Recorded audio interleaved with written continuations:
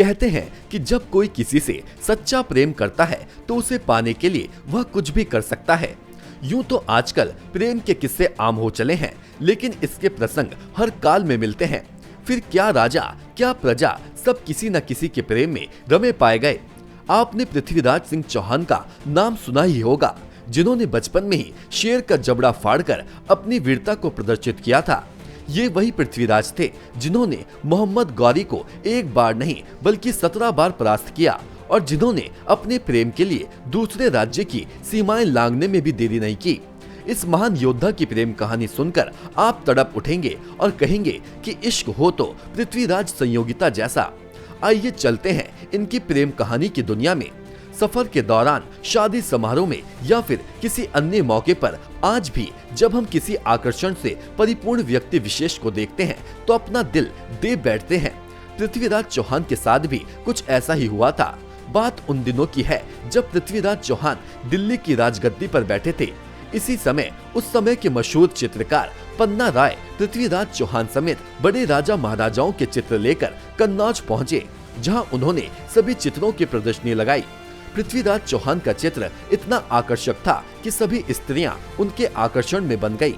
सभी युवतियां उनकी सुंदरता का बखान करते नहीं थक रही थी। पृथ्वीराज की तारीफ की ये बातें संयोगिता के कानों तक पहुंची तो संयोगिता अपनी सहेलियों के साथ उस चित्र को देखने के लिए दौड़ी दौड़ी चली आई।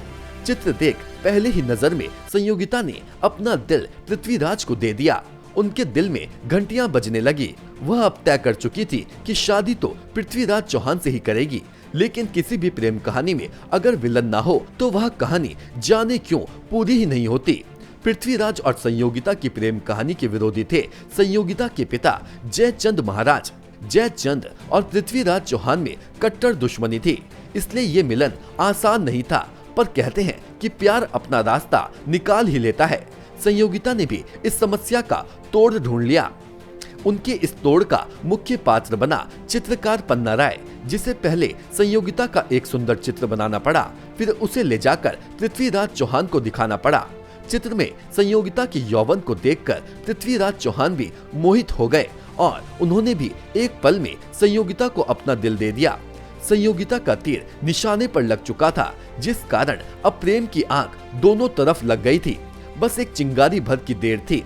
पृथ्वीराज चौहान की प्रेम कहानी आगे बढ़ती इसके पहले महाराजा जयचंद्र ने संयोगिता के लिए स्वयंवर का आयोजन करके रंग में भंग डालने का काम कर दिया। संयोगिता के स्वयंवर में विभिन्न राज्यों के राजकुमारों और महाराजाओं को आमंत्रित किया गया, लेकिन पृथ्वीराज को आमंत्रण नहीं भेजा गया। पिता के इस व्यवहार से संयोगिता को इतना गुस्सा आया कि उन्होंने स्वयंवर में मौजूद एक मूर्ति को पृथ्वीराज मानकर वरमाला डालने का फैसला कर लिया था। पृथ्वीराज और संयोगिता की प्रेम की कहानी बताती है कि क्यों किसी को लिखने की जरूरत पड़ी होगी कि ये इश्क नहीं आसान, इतना समझ लीजिए एक आग का दरिया है और डूब के जाना है। पृथ्वीराज संयोगिता को तो स्वयंवर से भगाकर ले जाने में कामयाब रहे, लेकिन इस कारण जयचंद उनके दुश्मन बन बैठे। जयचंद ने पृथ्वीराज से बदला लेने के लिए मोहम्मद गौरी से हाथ मिला लिया और उन्हें मारने की योजना बनाने लगे। पृथ्वीराज चौहान ने मोहम्मद गौरी को पहले ही युद्धों में 16 बार धूल चटाई थी, लेकिन हर बार उसे जीवित छोड़ दिया। गौरी ने अपनी हार का और जयचंद ने अपनी दुश्मनी का बदला लेने के लिए एक दूसरे से हाथ मिला लिया। नेशन वन से परमेश मनोड़ी की रिपोर्ट।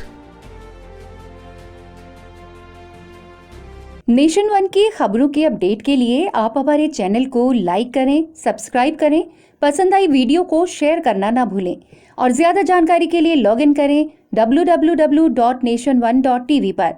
अधिक जानकारी के लिए आप हमें ट्विटर, फेसबुक पर भी फॉलो कर सकते हैं। तो खबरों की ज्यादा जानकारी के लिए बने रहें नेशन वन के साथ।